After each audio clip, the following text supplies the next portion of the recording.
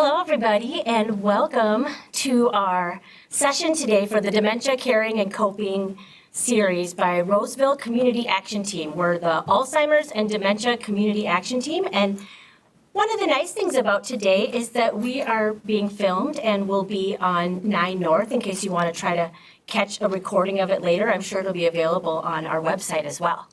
And throughout the presentation, I'm going to have our QR code for the Roseville website up there in case anybody wants to raise their phones to the screen and find out where that information is. But we've been around for about 10 years and have accomplished so many things. Sarah Barcel is our leader, and she's back there. Wave, Sarah. And we are a group that is 100% volunteer. As I always say, we don't even have a bank account. We really are just some people who get together and say, what can we do about dementia and how can we bring more information and education to everybody? And we have accomplished a lot. And if you go to this website, it is one of the most complete websites that you will find about dementia information, definitely in Roseville, definitely in the Twin Cities, but it's expanding more and more. Someone just contacts us, and Paula here is somebody who helps update the website, and I have many people tell me that they keep that website just right on their computer because they know they're going to need it. And I recommend you check it out. I'm Amy House, and I will be introducing Paula and Lee in a little bit here. But we're going to talk today about the power of a dementia support group. What we're going to talk about are 3 different types of groups, and you'll learn about the Alzheimer's Association group, and then the Lewy Body Association group, which is a specialty, and then another specialty called the Former Caregiver Reentry Initiative. And that is very unique to Roseville, Minnesota. And we're going to talk about what happens at a support group. A lot of times people are nervous to join a support group. You don't know what to expect, and you're not sure if somebody's going to want you to talk. And sometimes people even wonder, am I a caregiver or a care partner? Is that even me? I don't know. And so we're going to talk about all those things today and give you a really good idea of what happens in the support group.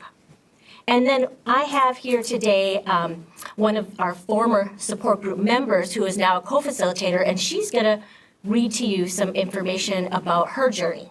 And so you can really hear from her, and then we have a lot of quotes throughout our presentation from other people who attend to just really hear from the horse's mouth, right? How this goes and what a support group is like. So I'm Amy House, and I am a volunteer for the Alzheimer's Association. I'm also a director of memory care with Silvercrest Properties. And then I am a podcast host with Think Dementia, the podcast. And I have been active with the Roseville AD pretty much since its beginning 10 years ago. And I'm just pleased to be here today. I want to introduce Lee Herrick. Just want to wave. She is a co-facilitator for the Alzheimer's Association group, so she's also a volunteer. And then she is a writer and poet, and she's writing a memoir of her mother's journey with her. And it's called, I'd Like to Hear What I Know Is Human, Dementia and a Daughter's Journey. I'm sure you'll explain that at some point. I can. So just another thing I wanted to point out, we have another co-facilitator here. Her name is Pat Sulwood. She's in the audience. And Pat is also a former caregiver, care partner, and now has been giving back by joining the Alzheimer's Association and helping with our 2 support groups. We have one that meets in person in New Brighton at Grace Point Church, and then we have another one that's virtual, and we'll talk a little bit about the benefits of both of those. So the question, why go to a support group when you're on the dementia journey? I really like that one time we were in one of our sessions, and Lee actually said, it's so nice to know, we're all in the same boat, and that I'm not alone here, and others are in the same boat too. And that is really true. You can be very lonely being a caregiver or a care partner, and what you're dealing with a lot of the time is ambiguous loss. Ambiguous loss is that uncertainty, okay? There are different things that are being lost and grieving throughout the journey, but also you're just so uncertain about what's going to come up next, what's going to change next, how can I prepare for something when everybody's unique? And I'm going to have Lee stand up or sit down, but for a second, and read a little bit from her memoir and tell you a little bit about her mom. So go ahead. Okay, so I'll start with my mother had a crisis about 9 months before she died. She had a choking incident. And she could no longer actually articulate very well. But in one moment she said to me, it blew me away, she heard a noise in the hallway and it startled her. And she said, "What was that?" And I discussed it with her. And then she looked at me and she said, "Sometimes I'd just like to hear what I know is human." And I just found that to be such a profound statement from my mom. I mean, it just chokes me up almost to repeat it. But so Mom was complicated, funny, a decades-long recovering alcoholic, very intelligent, perceptive, with blind spots. She loved coffee and conversation. She was a brilliant crocheter, knitter, embroiderer, and always read books, so many books. The last book she tried to read was A Mercy by Toni Morrison. She was a great cook and baker while also working outside the home, and she often said she never gave me anything, which is really hard for me to know after she died. A friend of hers told me that. But what she did give me was a deep sense of justice, of fairness, and integrity. And I regret that she's not here for me to tell her that. So, in 2012, my mother stamped her foot in the kitchen. "I am not getting dementia," she exclaimed. And then she did. By Christmas 2013, she had symptoms exemplified by asking the same question 3 times, only minutes apart, and not realizing it. I knew. I called my brothers the next day and reported the memory problems in Mom. The denial was strong and lasted 5 more years, until my brothers had to admit Mom's memory was indeed failing in a way that signaled dementia. By 2019, I was witnessing her having TIA, transient ischemic attack, or mini stroke, the kind of stroke you can have for years, too often unnoticed, unless there is an MRI that can show the slow, ongoing damage to the brain that is consistent with TIA. My mother had high blood pressure and was supposed to be watching her cholesterol and saturated fats. By 2019, she had become expert at masking her condition and her fear of it. She ramped up on coffee and sweets. In the morning, one might not know there was anything wrong with her. By evening, the sundowning was undeniable. I am an only daughter. What was between me and my mother was quite different than what was between her and her sons. By May 2020, I managed to get her to her family physician, who she had avoided for about 2 years.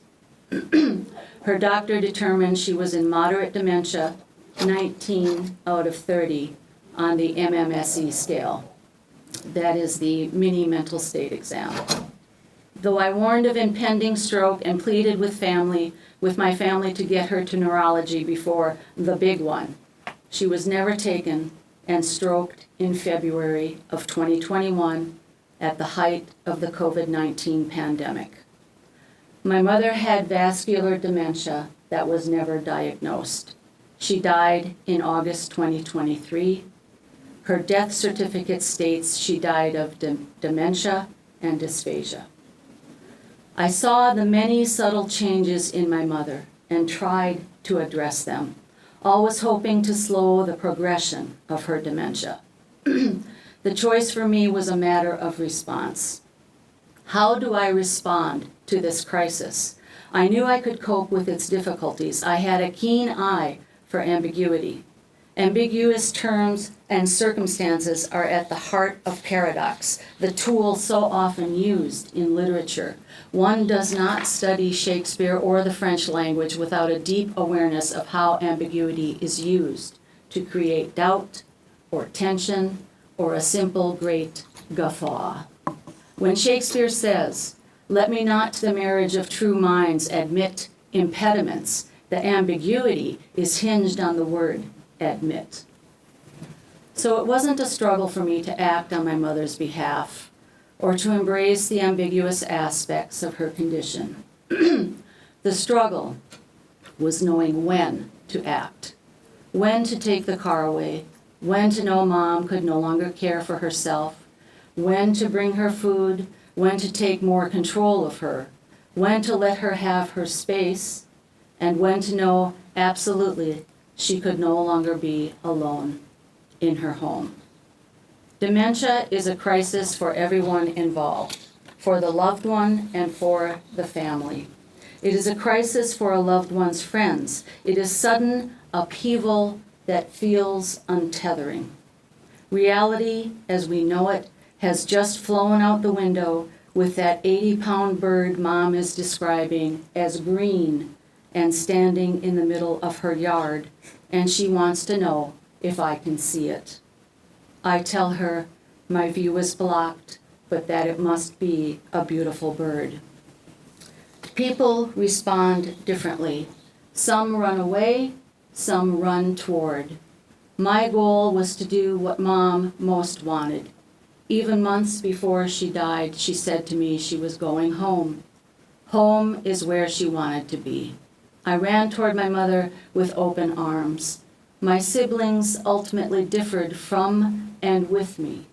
Things fell apart. When rivalry was not put aside to best serve our mother's wishes. This in itself could be viewed through ambiguity. What was the right thing for Mom, ultimately? Ultimately, my siblings and I will never agree on most of the choices they made for our mother, they who controlled her money and her health care. Doing what was easiest for them, which is not to imply they didn't experience some degree of difficulty or pain. But doing what was easiest for them was not what was best for our mother or consistent with her deepest wishes. What I experienced and what they forced our mother to experience was the terrible drought of binary thinking, either or, not yes and, which had deleterious consequences for Mom, while at the same time her legal documents, unambiguously all about yes and no, were bent to the wills of the agents named in them, not the will of my mother, who they were designed to protect and honor. Thank you, Lee. Thank you. Lee's talking about that ambiguity of, not knowing what's going to be the right choice here. How are we going to best support her mom? But one of the things she also talks about are some, differences and disagreements within her family. And that is not unusual. It usually starts out with everybody wondering whether or not this is dementia. Could this be dementia? Is it something else? And it can build from there. And of course, everybody has a different perspective on dementia, whether or not you've known somebody living with dementia or helped someone before. And I would say one of the best reasons to come to a support group is that we are always on your side. Okay, that's our job. Everybody in the room isn't going to go to the rest of your family and interview them and decide who's right or wrong.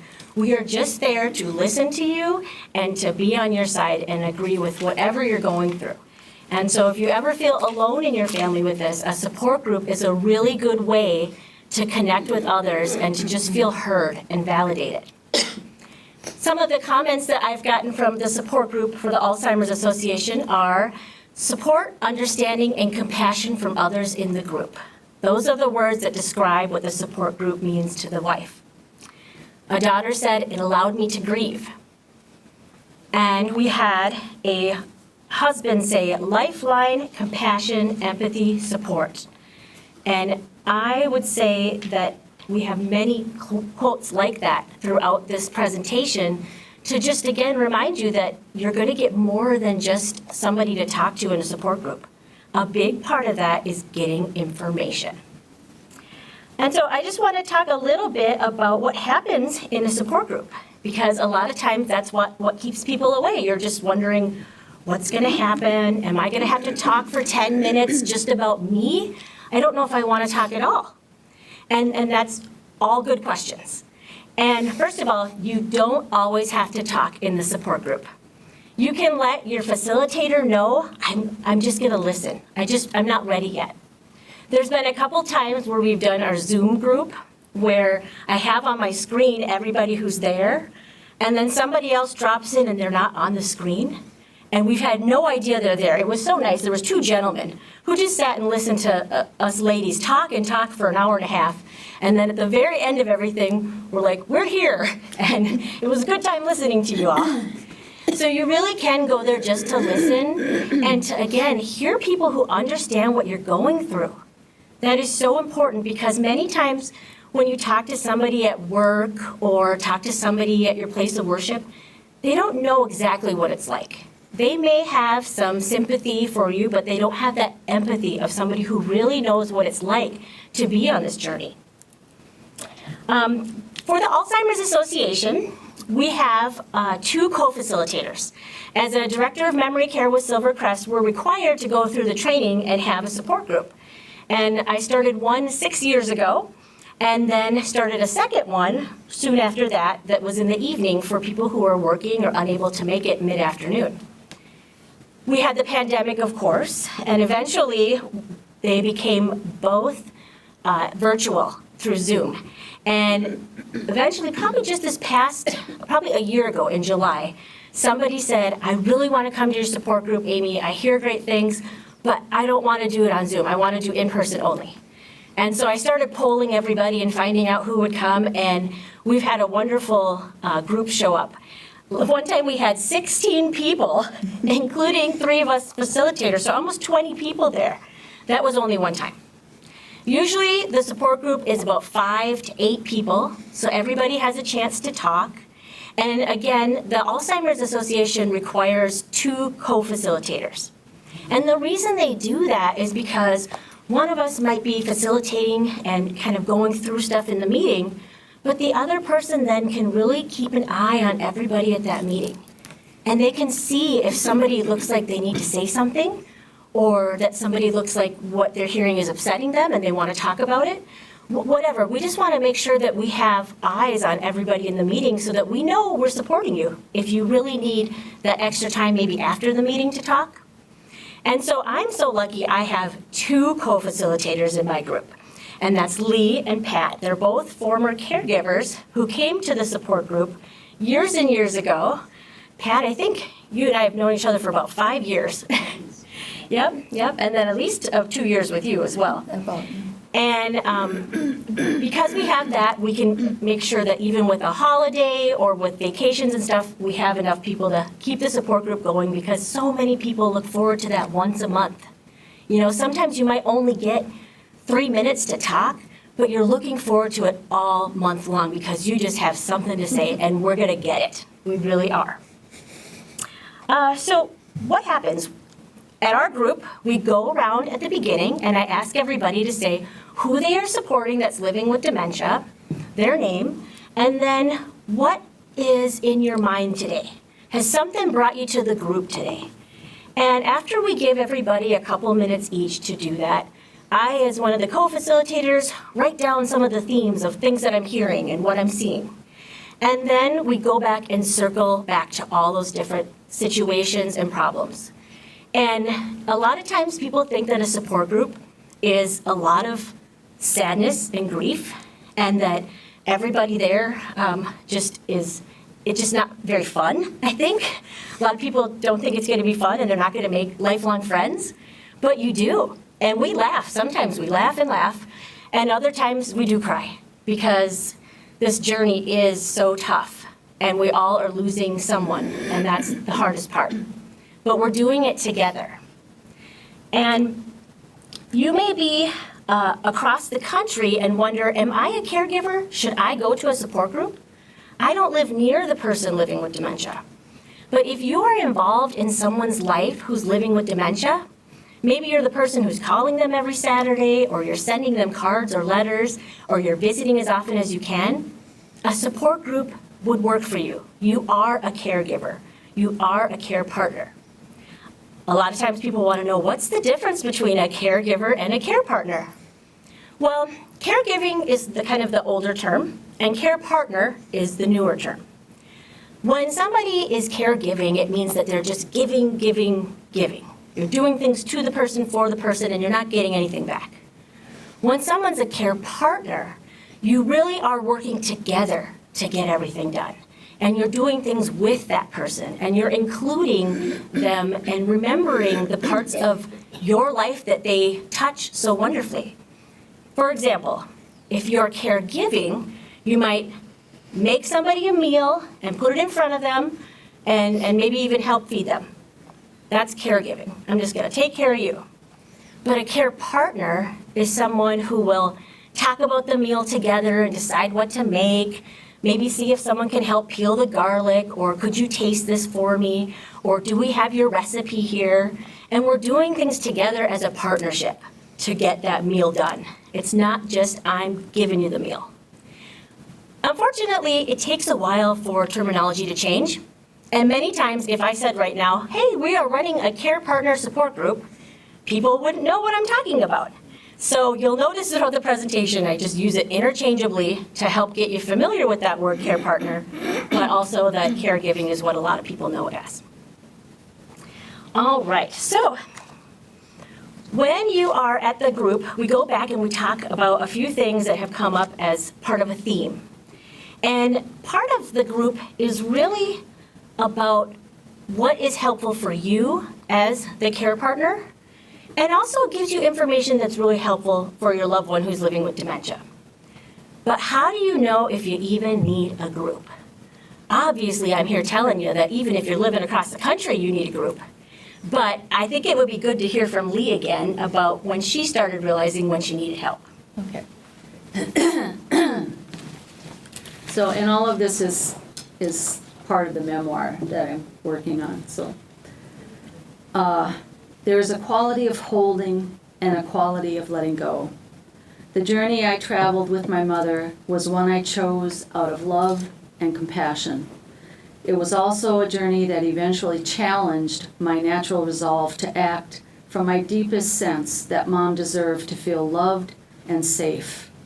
I would have to learn, almost against my will, that I do not contain and am not made of a bottomless reserve. There came a time for me to know I alone unto myself, optimist that I am, resilient, able to sit at the table of most any challenge. I was not enough for myself. One night, leaving the facility where my mother had been placed 13 months earlier, I noticed a flyer indicating a talk was to be given by a local news anchor in support of caregivers of those with Alzheimer's and other dementias. I was so tired. I'd been doing a lot for Mom, and the emotional work was beginning to fray me. During the plateaus of Mom's degradation, I could rest in weeks of relative stabilization that helped me sleep at night. But I was feeling depleted. I was on edge much of the time because I was learning the quiet time was unreliable. Another crisis was only waiting around the unknown corners where dementia's further disabling would present itself. I was enduring endless grief while watching my dear mother, as if on invisible rungs, being brought down dementia's ladder of slow, incapacitating descent. I did not want to fall into despair. I needed help. When I went to listen to Carla Holt speak, I was weary and teary. I almost didn't go because of my fatigue. How much easier to stay at home and get done one of the many waiting things that needed my attention. But I needed my attention. I needed help but didn't know where to turn. At the height of the pandemic, I was Mom's essential caregiver. My sense of isolation was beginning to feel overwhelming. I needed people, and in particular, I needed people who understood exactly what I was going through. Those who know the dementia journey could speak a common language with me that allowed me to feel understood and deeply known as I traversed the incessant and sometimes overwhelming hours of my mother's decline. Being with people who were going through what I was going through, even with our variations, kept me from falling into the abyss. I let Carla know I needed help finding a group. She found several for me, and I chose the one closest to my home. It didn't matter to me and was even easier that COVID-19 kept us meeting over Zoom. I was scared. I felt vulnerable. How to express to strangers all I had been enduring, all I feared. I didn't realize how lucky I had been to find Amy House's support group until my mother died, and it was all over. Time and again I drew from the information provided in the support group to address concerns I had about my mother's care. I had the privilege of listening to strangers whose hardships and heartaches and joys I understood as my own. I attended those monthly meetings for 1.5 years before my mother died, and I was disappointed if I had to miss one to attend to my mother during a crisis. Dementia is so utterly fluid. Truly, there is no reliable downtime. There is some, but dementia progresses, things get more and more difficult, and I had to learn Mom as Mom went along. Thank you. And I can remember when Lee joined the group for the first time. You may not remember it, but I do. And I will say that you were a very different person than the person that I know now and throughout the time in the group. I can remember the first time on Zoom when we saw your beautiful smile, because it was a while before we saw that. You really did need that group, and I'm so glad you came to us. One of the things I thought that was really interesting when Lee was talking about her mother was that her mother was in a facility. And again, somebody may think, once somebody lives somewhere, I'm no longer the caregiver. But it doesn't end there, okay? As many describe, it's the first person you think of in the morning. It's the person that you think about if you wake up in the middle of the night. You think about them all the time. And so even if you are not doing the physical cares of bathing someone, you are still thinking about how to support them and how to get yourself through that so that you can be your best for them. And that's why a support group is really helpful. How do you find a support group? I have up here the QR code again for the Roseville website, where we have our Roseville Alzheimer's and Dementia Community Action Team website. And I'm going to also put it up at the very end one more time. But there are lots of resources. If we hear about a support group, it's on the calendar there. If we hear about a talk somewhere, it's there. And then, of course, the Alzheimer's Association has support groups that are available. Sometimes I look at it and they're listed by the day of the week, and it can be hard to find by location. So go through multiple ones and find one that's going to work for you, and just happen to be the closest one to your house. Lewy Body Association, Paula's going to talk about that.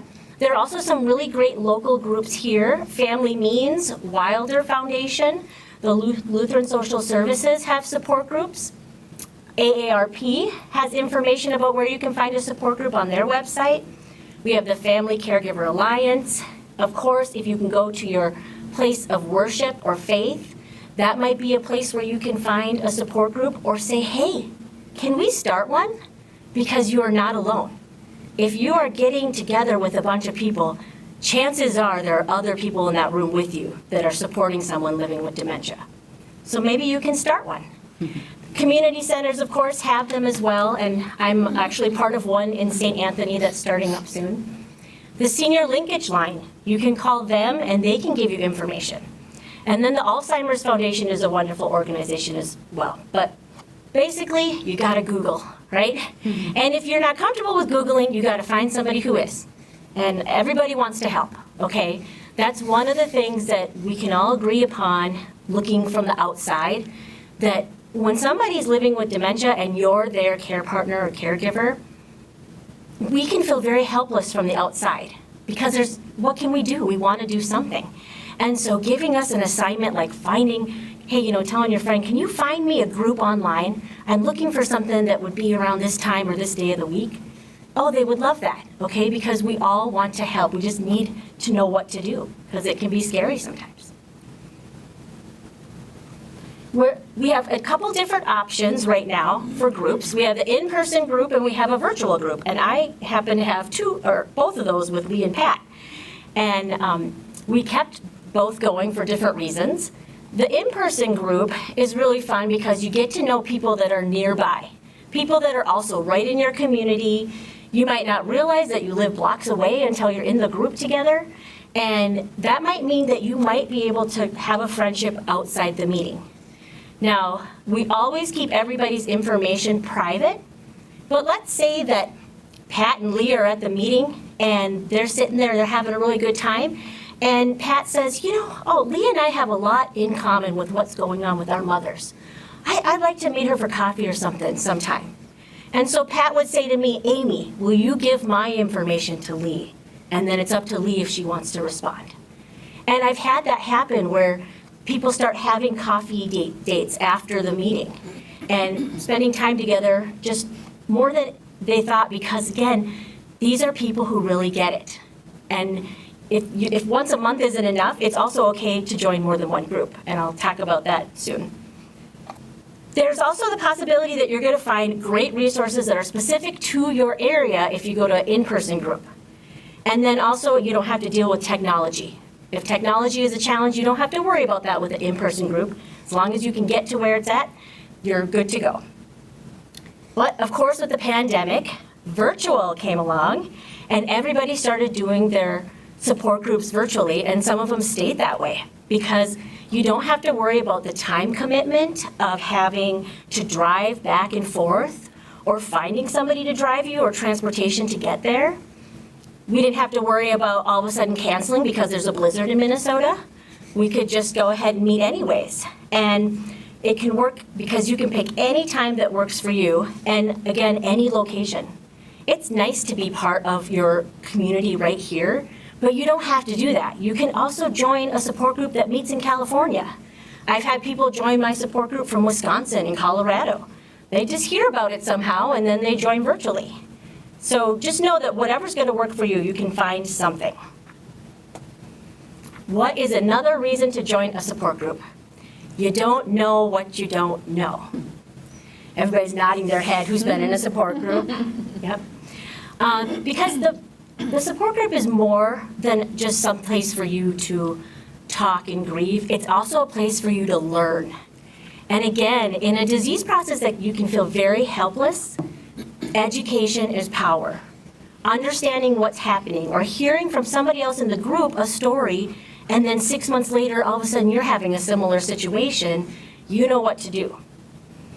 One of the reasons that people usually go to a support group, and they might jump around to different ones, is because it depends on who your facilitators are. What is their experience? Have they had a loved one with dementia?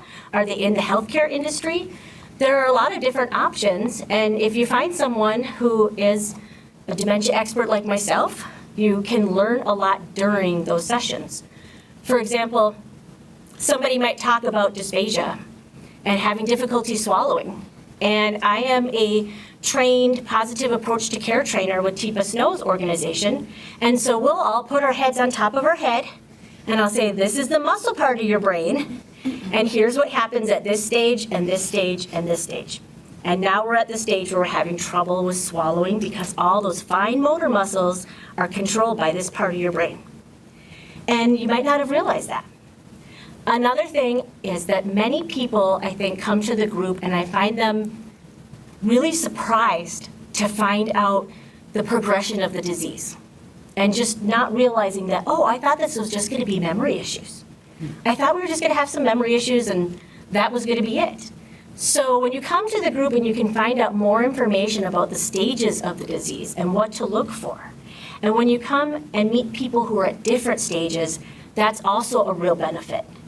I've had many people in the group talk about a really difficult moment, right? Somebody who's in the early stages and really obsessed with money and paranoid about things. And then I'll have somebody else who's much later in the journey go, oh yeah, I remember those days. I'm glad that's over.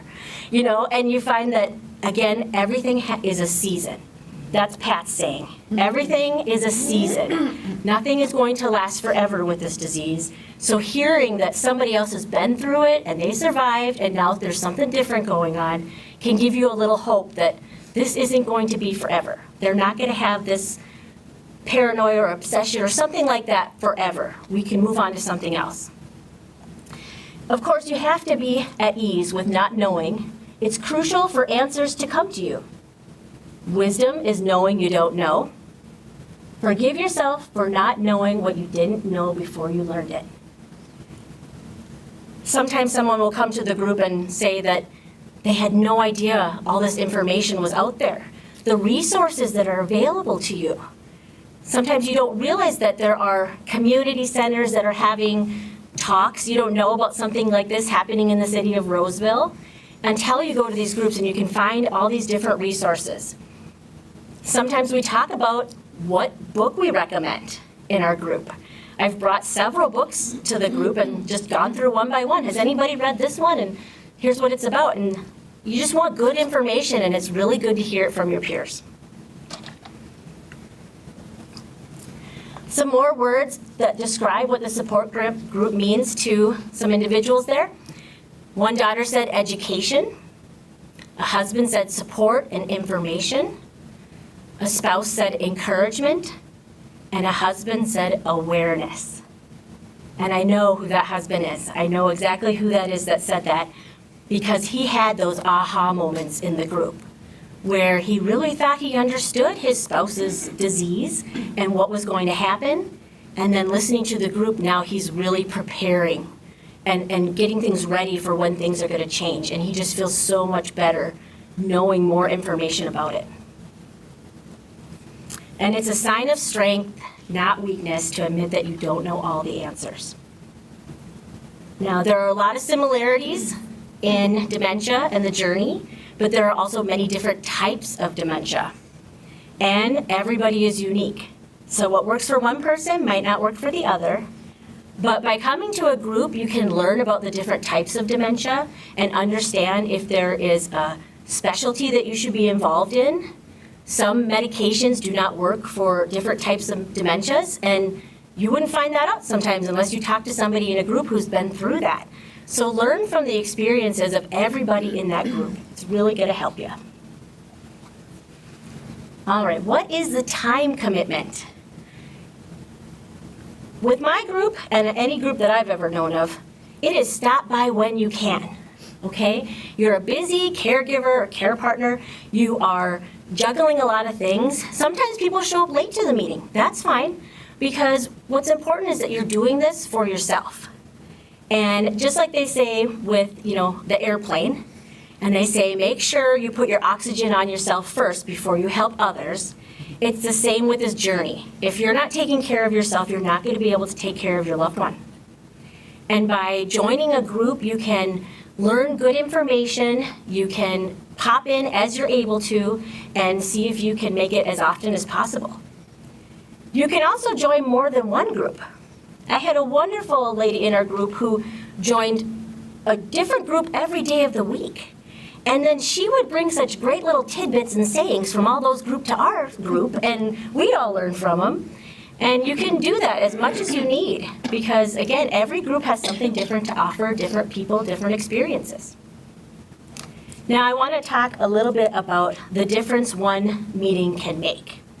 And I'm going to have Lee talk a little bit more about her time in the support group and the time afterwards. So everything leads to something else if you open the door to the helpers. We are here.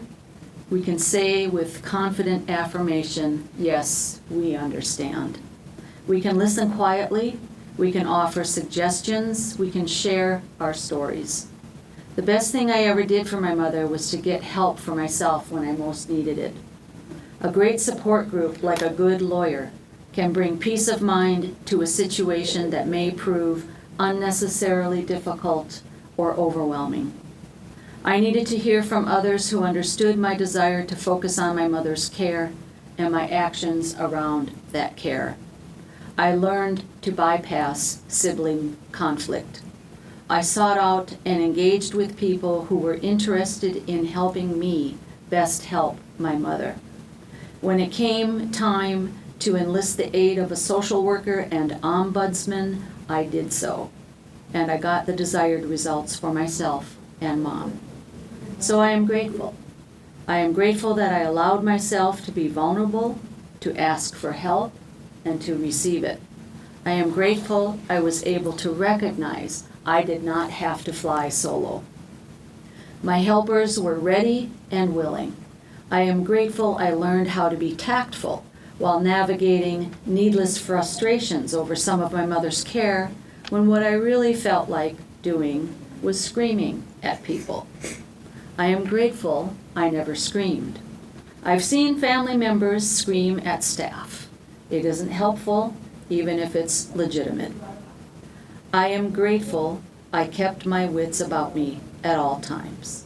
I am grateful I never allowed my fatigue to get the better of me, but that I learned to work with it. It would have been unrealistic to expect I wouldn't feel fatigued. Finally, I am grateful that I was able to share my journey with others as I participated in and shared with my mother her brave, hilarious, painful, frightening, joy-filled, grief-laden journey through dementia. Thank you, Lee. I just want to tell you a little story about what one meeting can do for someone. We were in the group one evening on Zoom, and we were joined by a couple sisters. And they had never been to the group before. This was their first time. They didn't even talk that much during the group. They really just wanted to listen. And they were supporting their mother, who was living with dementia. Lee came to that group. It was the first time she had come back to the group after her mom passed away. And as she describes it, she hardly remembers the whole thing because she was just still in all of that shock and grief of her mother's passing. She was talking about the end and what that was like. And hearing that from other people in the group really impacted those sisters. About 2 weeks later, I got an email from them. And they said, "We're sorry to let you know that our mother has passed away, but we wanted to thank everyone in your group, especially the person who made the bold statement, 'You don't want your loved one to die from dementia.'" Now, Lee doesn't remember even making that statement until we pointed out later. But Lee telling them about that really helped them make a decision in a medical crisis that changed things very quickly for their mother and probably didn't extend her journey even longer and longer. So just attending that one meeting helped that family just feel at peace with the medical decisions they were making in probably an emergency and how they could best be the person who's going to represent their mother's wishes. So, thank you, Lee. That was very helpful when you came to that meeting. The last quote's from our Alzheimer's Association group. The words describing your support group: uplifting, a wife said. "I learned that love is showing up," a sister said. Compassionate listening, from a daughter, and "I have hope now," from a daughter. I remember that person saying that when she came back to the group the second time. The first time she just really felt so hopeless. And again, there are so many things that we cannot control with this journey, but coming to the group and learning more and more, you can feel a lot less hopelessness. And now she has hope. All right, I'm going to pass this on to Paula Biever, who is a person who co-facilitates 2 groups for the Lewy Body Association, and she's going to tell you about those specialty groups. Again, the Alzheimer's Association group is the one that Lee and I and Pat co-facilitate. And even though it's called the Alzheimer's Association, any type of dementia can come to those groups. But I think you're going to learn a lot from Paula here about a specialty group. Okay, next slide. And next slide. Amy's talked about the benefits of joining a dementia support group, but why join a support group that is specialized? What difference does it make? What disease causes dementia? Isn't dementia dementia? Well, not all dementia journeys are the same. With Alzheimer's, memory loss is a primary symptom of what's going on, what people notice about the onset of dementia. With Lewy body, this is not the case. Instead, it's fluctuating cognition, not memory loss, that's said to be the defining symptom. What is fluctuating cognition? This is the tendency to have very good days, abilities, involvement with activities, capabilities that then decline. You're no longer able to do something. Let's say you're able to fix yourself a sandwich during lunch and have a conversation about afternoon plans. Later on the day, a person with Lewy body may not even know how to use their silverware. They may not be able to choose what beverage it is they want with their supper. They may sit there and not be able to communicate and just seem to be in another world. But the next day at breakfast, they may be able to take their own shower, fix the breakfast, shave, do whatever it is that needs to be done to get ready for the day. Another difference is with Alzheimer's, there are some very distinct stages that people, for the most part, go through. And you can kind of tell where in the progression your person is at. You can kind of define that they're in a certain stage. With Lewy body dementia, you've got mild, moderate, and severe. And not only that, you can have severe symptoms show up early on, only to have a person stabilize with the right medications, the right sort of environment, so that they are now in a mild stage for quite a while.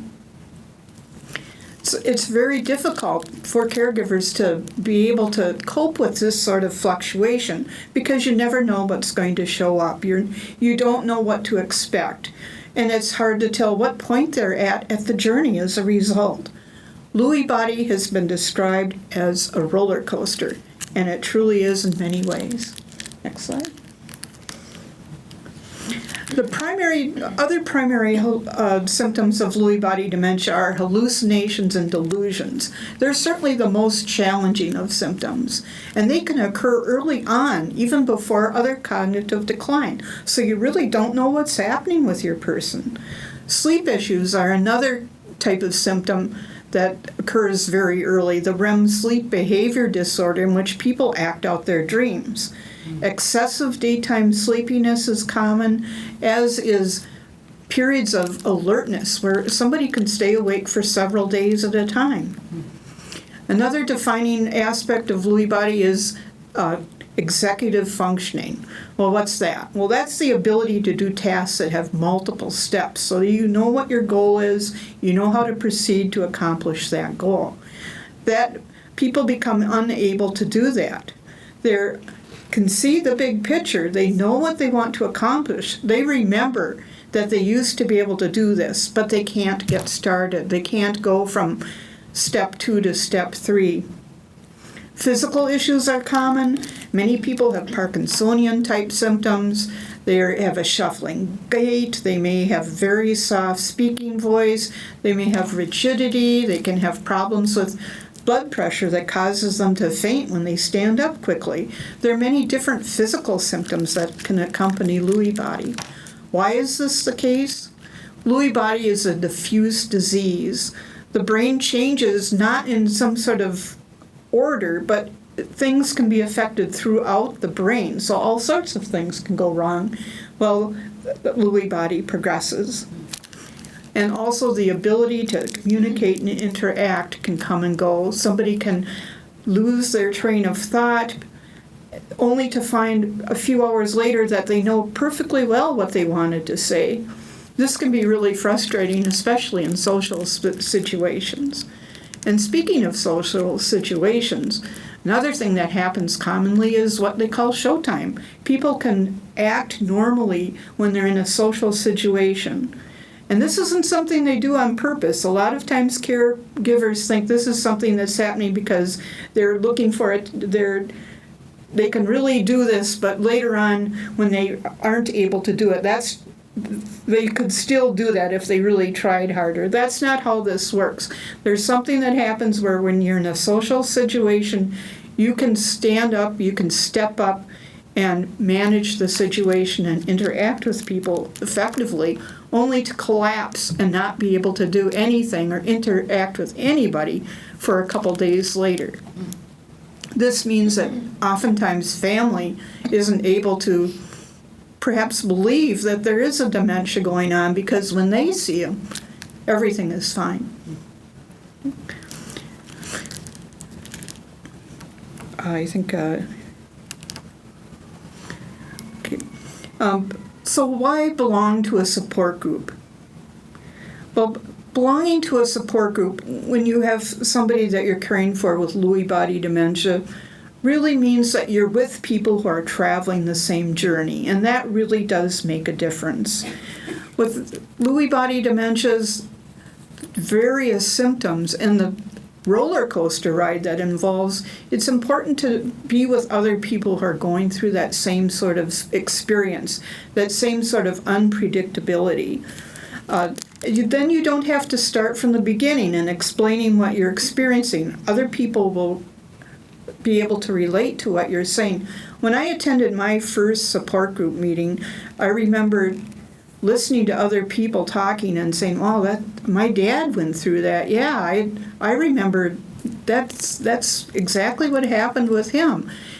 Then when I described what my dad was going through, and this was at my first meeting, I found out that some symptoms that he was having, some issues that he was having was related to Lewy, and I had no idea that it was part of this disease. So I learned a lot from my very first support group meeting. Other people in the group get it, and that's really what support groups are about, being with other people who get what you're going through and are sharing what you're experiencing. Next slide. I asked my support group members, and I am a facilitator for two groups. One is for care partners, caregivers. The other group involves the person living with Lewy and their care partner, who usually remains in the background, but the people living with Lewy are able then to share their experiences and their perspectives, and I found that's as much of a benefit for them as it is for caregivers. What people have said, it was a turning point. It lifted me up from a scary rock bottom. It was a lifeline to live for. A support group is such a lifesaver, and it makes the ride more bearable. As I continued attending support group meetings, I really found this to be the case. When I was going through something, some issue, some big problem, I found myself thinking, oh boy, now I'll really have something to talk about during support group. And this actually helped me deal with the situations. Just the idea that when I attended my next meeting, I would be able to relate what happened to other people who would get it and who maybe had experienced the same sort of thing. They may have resolved it in different ways. Maybe this would help me come up with another different type of approach next time if I didn't think I'd handled it quite the way I wanted to. But it really was a lifeline to live for. And that's what I think about when I read that, is how much that knowing a support group is in your future can help you cope with the situation. Next slide.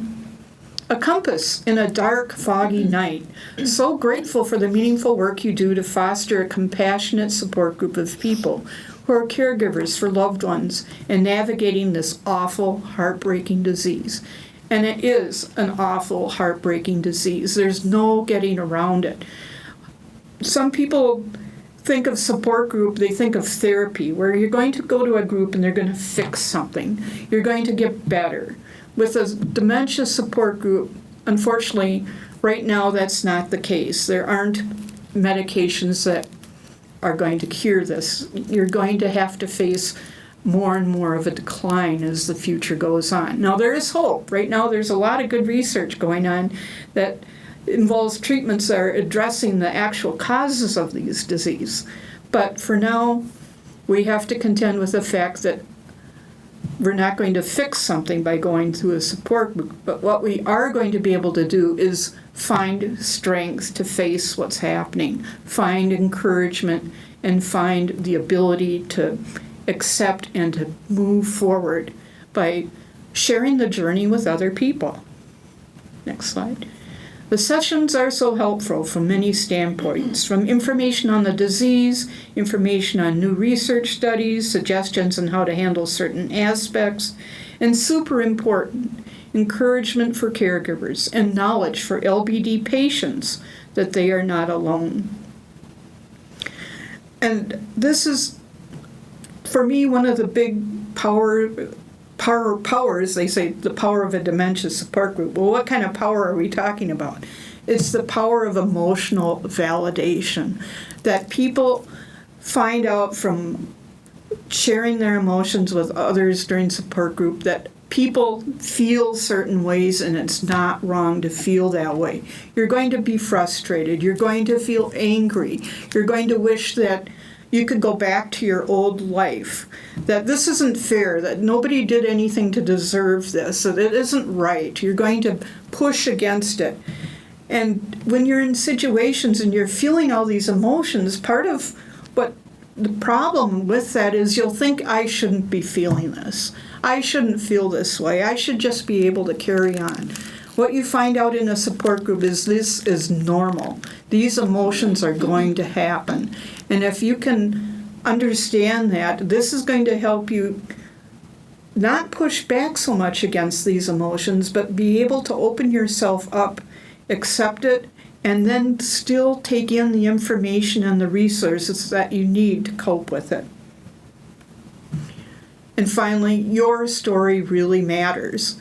I found this out by listening to support group members, being involved in my support groups, talking to patients with Lewy Body Dementia, is that sharing what's happening with people who get it, sharing your emotions, it's really powerful because your story helps other people and their stories help you. There's a place there where now you can actually make a difference. You can't cure the disease. Maybe you can't. You might be able to find medications to help with the symptoms, but you can't stop the disease. But what you can do is help other people along the way. The path that they're traveling can be made better because you are not alone. Now I'll turn back to Amy, and she'll be talking about another specialized support group. Thank you, Paula. And the Lewy Body Association is so lucky to have you, especially because you do a support group for people living with Lewy body, which I hope to see more of those support groups pop up as we fight against the stigma of living with dementia. If more people can say, yeah, I actually have dementia, and then go to a support group and talk together and be together and feel that support, I think that's a wonderful thing to look forward to at some point for extra support. On the screen we have Warren Wolfe and his wife Cheryl Fairbanks, and they are part of what is called the Former Dementia Caregiver Reentry Initiative, the DCRI. They are very active in their retirement years, and they are also some of the founding members of the Roseville Alzheimer's and Dementia Community Action Team. Now, those two cared for 4 aging parents. 2 of them had dementia, and they all passed away within 14 months of each other. So think about that. You're caring for 4 people at once, and there's only 2 of you. You're dealing with the grief and loss and planning funerals for 4 people within 14 months. And then they are working on trying to work out the estates of both of these sets of parents that have probably had generations of stuff, and it's just so much when you think about what they went through in just a short amount of time. Now, of course, they took some time after that to really grieve and get all that in order. But then they started thinking, hey, I think we need something more. And so they started looking for some bereaved dementia caregiver groups. And they couldn't find any. So, of course, someone said, oh, a program for former caregivers. That's a great idea. Why don't you start one? And they said, okay, because that's who they are. They're wonderful. And I'm sorry that Warren and Cheryl cannot be here today, but I'm presenting their information on their behalf. So why start a former caregiver reentry group? It can re-energize and reintegrate your life after a long period of intense caregiving. And Warren and Cheryl really get that because, again, 4 parents and there's only 2 of them. Do you think they made it out to all their social occasions? Do you think that they kept up their hobbies? No, they didn't have time for any of that. And so when you do this on such a long journey, it can be really difficult to even imagine what your life was like before. This isn't something that you do for 6 months. It's something you do for years and years and years. And that can really make it difficult then to get back into your old life. Sometimes people have talked to me about how they just stopped going out with their friends, and then they just don't know how to go back and say to their friends, I'm ready to hang out now. I'm sorry I ignored you for 10 years. And it's true. So this group is about trying to get that life going again. It's about moving past the grief and loss to reclaim you and create a meaningful life beyond your caregiver role. What's nice about the group is that they meet virtually and they share with others who have had a similar journey. Obviously, Warren and Cheryl are very experienced facilitators. It's an informal setting on Zoom, so that again came from the pandemic and just worked out really well for everybody's time management. And it's free and open to the public. I know at my memory care, when one of our residents passed away, I give this information to my families. Because again, you've been doing this for sometimes a decade. And it's just hard to remember, what did I even do before this? What they do is they have twice monthly 90-minute meetings. And the twice monthly is really nice, I think, because again, you're trying to get back into that social life, so meeting more than once a month helps you keep that momentum going. They have graduated 60 members since 2016. You know, this isn't a grief group. It's a very different thing than like grief counseling or a grief group. It is about trying to figure out your life after caregiving. And they have been gathering since the pandemic online, so people from anywhere can join. And that is wonderful because other than Roseville, Minnesota, we do not know of another place this is happening.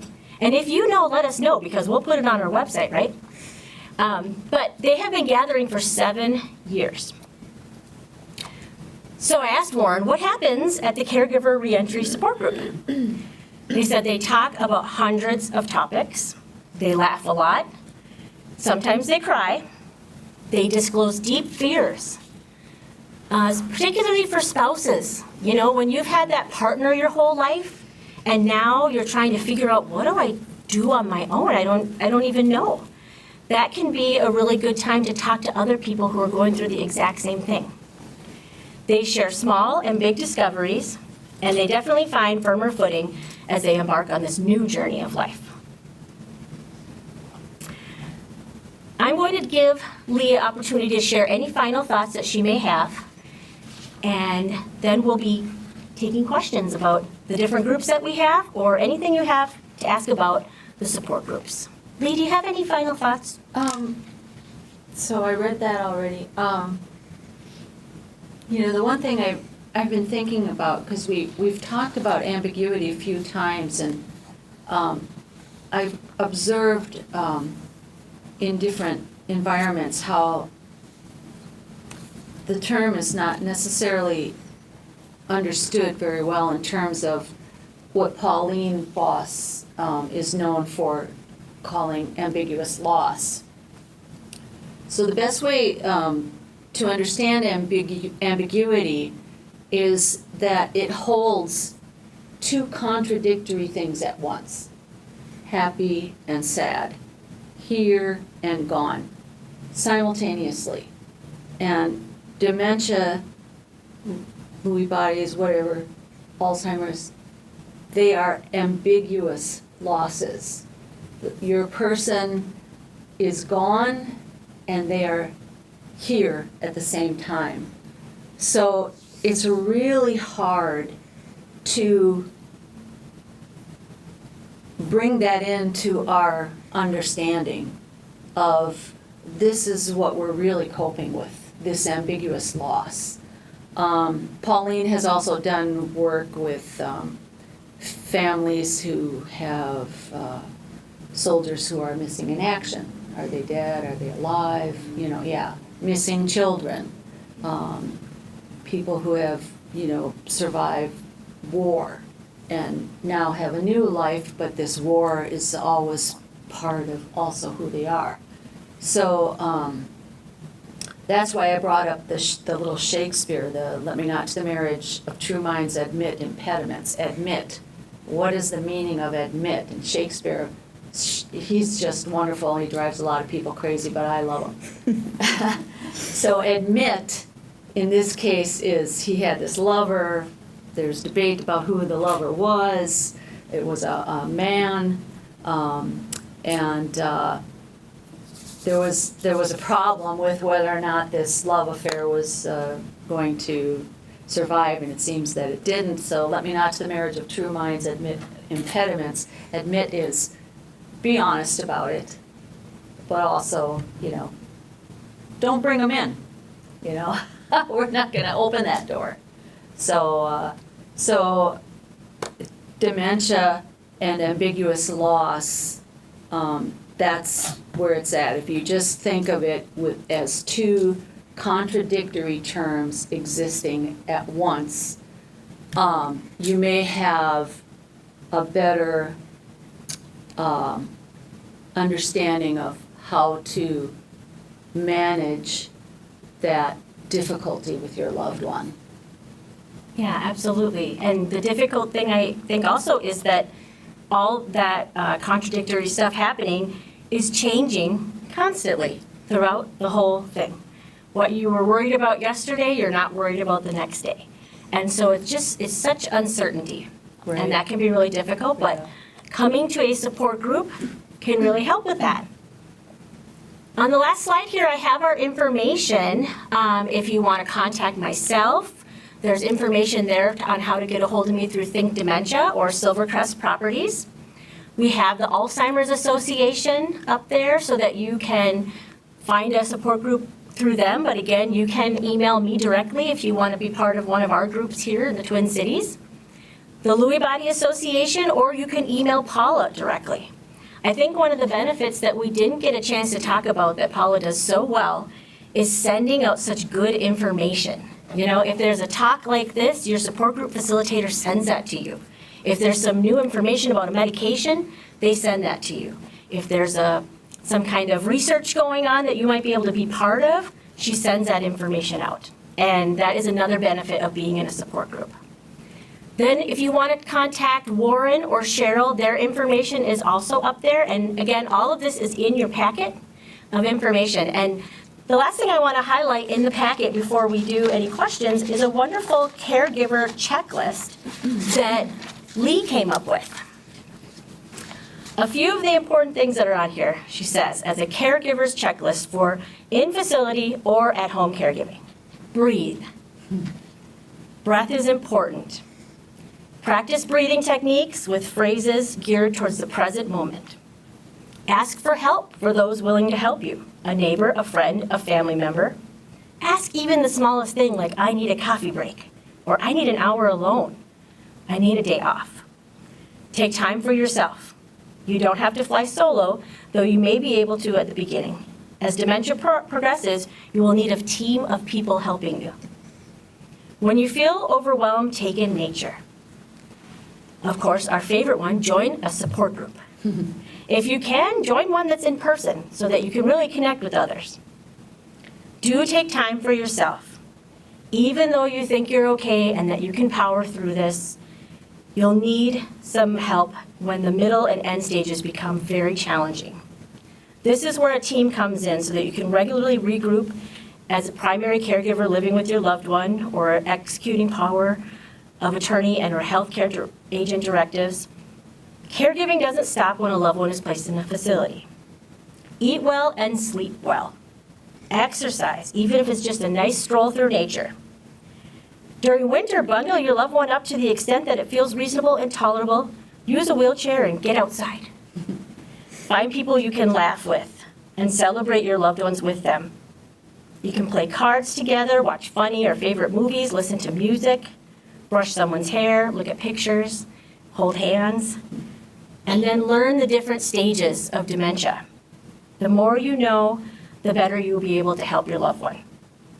And always know your loved one is there with you. That last one, I just want to tell a quick story. I had a resident who was at the end stages of her disease, and she could no longer walk on her own or move on her own. She needed help with eating, she needed help with everything. And one day, she flagged me down, because everybody knows if you're the director, like, you have all the answers. So everybody always flags me down wherever I'm at. And she flagged me down, and then when I came over, she just could not get the words. She just kept trying to start the sentence, but she just couldn't. Finally, she just goes, "I'm still in here." It was very clear. And I said, "Of course you are," and we talked about all the wonderful memories that I know about her life growing up on a farm and playing the accordion on the radio with her brother and just enjoyed those moments together. But regardless of where someone's at on their journey, they are still in there. And sometimes coming to a support group and telling stories like that can help you remember that and connect with them too. All right, we are open for questions. If anybody has any questions about what happens at a support group or any questions about dementia in general.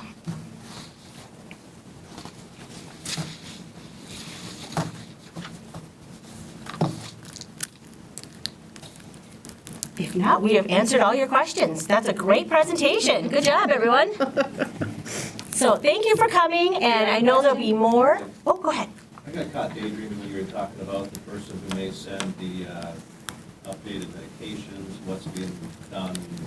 Is that through the Alzheimer's Association? That's the support group facilitator. Yep, if you find a great facilitator, they're going to be getting information from the Alzheimer's Association, from the Lewy Body Association, or from other dementia areas in the community, and then we send those things out, you know.